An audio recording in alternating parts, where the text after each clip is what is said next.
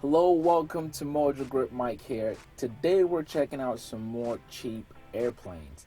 In the past I made a video of airplanes that you can afford for under $30,000. Today we're going to check out some more airplanes that you can afford for less than $20,000. These airplanes are generally smaller in size and they're your basic flight trainer, but they are very affordable to purchase and very affordable to maintain. The first airplane on the list is the LUSCOMBE 8. The LUSCOMBE was first introduced back in the 40s, and a few thousand of them were built, and you still have them flying today. This is a tail dragger, so you need to get a tailwheel endorsement to be able to operate one. You have 65 horsepower, which can get you cruising at around 90 to 100 miles per hour. This airplane will also travel as far as 350 miles. The fuel burn 4 to 5 gallons per hour. Now here's some downside about the LUSCOMBE. Other than the fact that it's a tail wheel, it's also a very basic airplane. One good thing is that you have a control stick. Some people prefer the yoke, but this aircraft has no electrical system whatsoever. What that means for the pilot is, one, you have to hand prop it. You can't turn an ignition and the engine just starts. Also, your flight instruments are very basic. Depending on who you ask, this may be a good thing or a bad thing. This can make you a much better pilot, and so when you advance into a more modern airplane, you know how to fly without necessarily needing to look at gadgets all day. Now, how cheap is this airplane? If you look all around, you can find a good LUSCOMBE 8 for as low as $13,000. Next, we have the ERCOUPE. Here's another aircraft that was built post-World War. Actually, this aircraft was first introduced back in the 1930s, and then it took a break in production, and later came back after the World War II ended in 1946. The ERCOUPE is an all-metal frame aircraft with 85 horsepower engine. That allows you to climb around 600 foot per minute and get to a cruise speed of 100 miles per hour. It is a two-seater airplane with your normal tricycle landing gear, but looking at this aircraft, you can see that the design is quite different from what you normally see. It has double rudders in the rear, but it doesn't even have rudder pedals, which is a little odd. What that means for pilots is that you have to control the aircraft mainly with the ailerons. Now, you do have later models that were outfitted with rudders, but again, flying this airplane would take some getting used to. All that said, here's the best part. You can buy a good flying ERCOUPE between $15,000 and $20,000. Next, we have the TAYLORCRAFT BC-12, another post-World War aircraft. It's a two-seater, shares a similar engine with the ERCOUPE, 85 horsepower Continental engine, and you also share similar performance numbers. The TAYLORCRAFT will cruise around 100 miles per hour. You have a travel range of 300 miles. But you have a better climb rate at 700 feet per minute.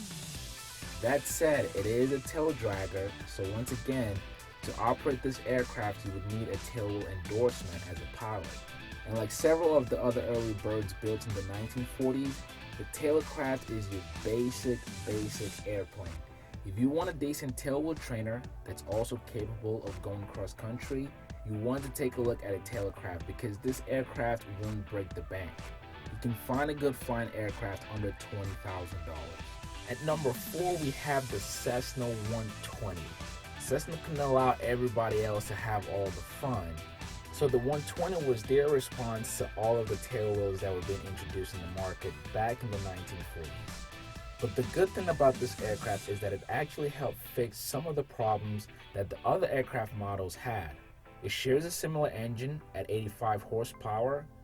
Your cruise speed, you're looking at between 100 and 115 miles per hour. The aircraft also stalls nicely at only 43 knots. The Cessna 120 was a great airplane to begin with, but it also had some of its flaws. And later down the road, Cessna introduced a new model aircraft that would help resolve some of these issues. That aircraft, as we know it today, is the Cessna 140. Now, you can go find yourself a good flying 140, but before you do, you might want to take a look at the Cessna 120 first, because you can find this aircraft anywhere from $16,000 to about $19,000. And lastly, we have the Piper. I wasn't going to leave Piper out of this list. And yes, they do have an aircraft that you can purchase for less than $20,000 too. It's known as the Tomahawk. The Piper Tomahawk was really a response to the Cessna 150. Piper wanted to build a good trainer for new pilots, and so they created this two-seater, low-wing tricycle landing gear airplane. The Piper Tomahawk is equipped with a 125 horsepower LUSCOMBE engine that allows it to cruise around 115 miles per hour. You have a range of over 500 miles. I should also mention that the Piper Tomahawk has a better safety record than the Cessna 150. That said, there are some downsides to this aircraft. See, initially when the airplane was first certified, Piper went back and altered the design of the wings, and that later caused some changes to the stall characteristics of this airplane, to the point where it's been nicknamed the Piper Tomahawk, because the wings tend to drop during a stall. All that said, the Piper Tomahawk is still a great airplane to fly and operate. The best part is it won't cost you your entire life savings to buy one. You can find a well-maintained Piper Tomahawk for $18,000. And that price will go as high as $26,000, but you don't need to spend over $20,000 for this aircraft. And that is it for this video. Hope you guys enjoyed it. If you did, please give it a thumbs up. And if this is your first time, make sure you subscribe to Mojo Grip. Thank you so much for watching. Again, my name is Mike, and I will catch you guys on the next video.